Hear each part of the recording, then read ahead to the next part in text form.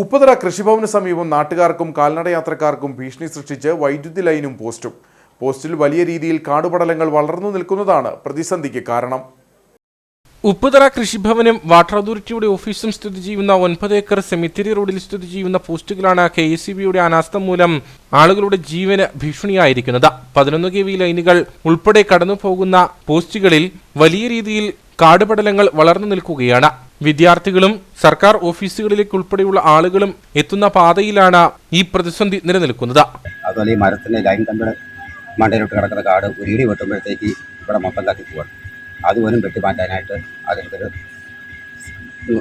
പോസ്റ്റൊക്കെ ഇട്ട് 1-2 മാസമായി. ആ കാണുമ്പോൾ തന്നെ ആ മരത്ര മടങ്ങി കിടക്കുന്ന 2 മാസത്തിന് മേലുള്ള വളർച്ചയാക്കാൻ അവർ ഈ കാട് കൊണ്ട് വീട്ടിൽ നിൽക്കണം. പലപ്പോഴും പിള്ളേർക്കാരും നടന്നു പോകാം. ടാറിങ്ങിൻ്റെ സൈഡിൽ കൂടി വണ്ടി പോകും. ടാറിങ്ങിൽ കൂടി തന്നെ പിള്ളേരും പോകാം. ഇവിടെ വെച്ചൊരു വണ്ടി അവിടെ ഉണ്ടാവുകയും ചെയ്താൽ മഴ പെയ്യുമ്പോഴത്തേക്ക് ഇടിമിന്ന് ചെല്ലുമ്പോഴത്തേക്ക് ഇവിടെ ഷോർട്ടാകും. താഴ്ത്ത പെണ്ണുങ്ങൾ അവിടെ പണിയുന്ന പെണ്ണുങ്ങൾ പലവട്ടം ഇവിടെ ഒന്ന് വിളിച്ച് പറഞ്ഞിട്ടുണ്ട് ബോർഡുകാരോട്. അവർക്ക് ഈ ലൈനാണ് തീ മിന്നും. നിരവധി തവണ KSEB ഉദ്യോഗസ്ഥരെ വിവരം അറിയിച്ചിട്ടും നടപടി ഉണ്ടാകുന്നില്ലെന്നാണ് ആരോപണം. അടിയന്തരമായി വൈദ്യുതി ലൈനുകളിലും പോസ്റ്റുകളിലേക്കും വളർന്നു നിൽക്കുന്ന കാടുകൾ വെട്ടിമാറ്റണമെന്നാണ് ആവശ്യം.